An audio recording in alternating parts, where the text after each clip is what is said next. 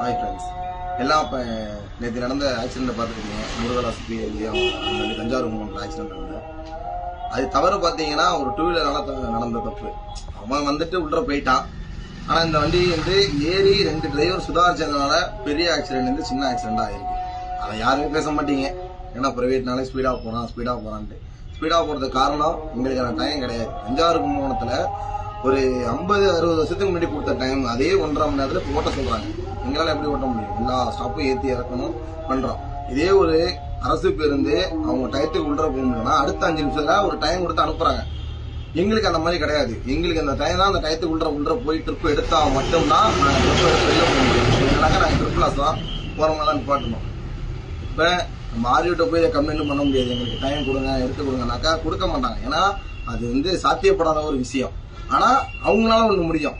ஒரு பிரைவேட்டு லேட்டாக வரான் அப்படின்னா அவங்களுக்கான டைம் கவர்மெண்ட் பஸ்ஸுக்கு ஒரு 5 நிமிஷம் கொடுக்குறாம எங்களுக்கு அடுத்த ஒரு 5 நிமிஷம் கொடுங்க. இல்லையா எங்களோட பிரைவேட் கம்பெனியில் அதர் பிரைவேட்டில் ஓடுற வண்டியில் நாங்கள் அவங்கள்ட்ட கேட்டு 2 நிமிஷம் எடுத்துகிட்டு போகிறோம். அதுக்காகவே நீங்கள் கொடுத்தீங்கன்னாக்கா உங்களுக்கு இது நடக்காது. இப்போ நீங்கள் நேற்று நடந்த தென்காசி விபத்தை பார்த்துருப்பீங்க. ஒரு பிரைவேட் பஸ் வந்து அதிவேகத்தில் வந்து ஆப்போசிட்டில் அடித்து பண்ணதுனால அந்த அதிவேகமாக அந்த பேருந்தை வந்து ரத்து பண்ண சொல்லிட்டாங்க. பர்மிட்டை வந்து கேன்சல் பண்ண சொல்லிட்டாங்க. அதே தவிர ஒரு வாரத்துக்கு முன்னாடி நம்ம தஞ்சாவூர் பெருமாள் கோவிலில் ஒரு பிரைவேட் பஸ்ஸை நேருக்கு நேர் வந்து ஆப்போசிட்ல ஃபுல்லா ரைட் ஏறி ஒரு அரசு பேருந்து வந்து ஃபுல் ரைட்ல ஏறி வண்டியில போயிடுச்சு. அந்த நியூஸ் வெளியே நீங்க பாத்துருக்க வாய்ப்பே இல்லை. ஏன்னா அது பெருசாக்கல. ஒரு பிரைவேட் தனியார் பேருந்து ஒரு ஆக்சிடென்ட் ஆனா மட்டும்தான் நீங்க எல்லாம் பெருசாகுறீங்க.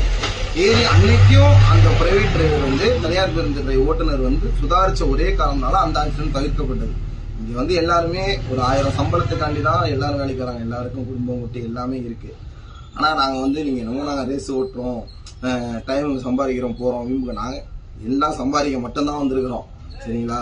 நாங்க வந்து ஓட்டுறதுக்கோ நாங்க போட்டி போட்டு ஓட்டுறதுக்கோ அதுக்கும் வந்து யாருங்க வேலைக்கு வரல. அதை ஃபர்ஸ்ட் புரிஞ்சுங்க. டைம் கிடையாது. ஒரு சில பேர் கேட்பீங்க டைம் ஆனா ஓட்டாங்க நிப்பாட்டுங்கன்னு. அது பண்ண முடியாது. நீங்க ஒரு இடத்துக்கு வேலைக்கு போறோம்னா உங்களுக்கான ஒரு இது கொடுத்து நீங்க முடிக்கலன்னா முடிச்சதான் ஆகணும். நீங்க முடிக்காதுன்னு சொல்ல முடியாதுல்ல. அந்த மாதிரிதான் எங்களோட லைஃப் அப்படிதான் போகுது.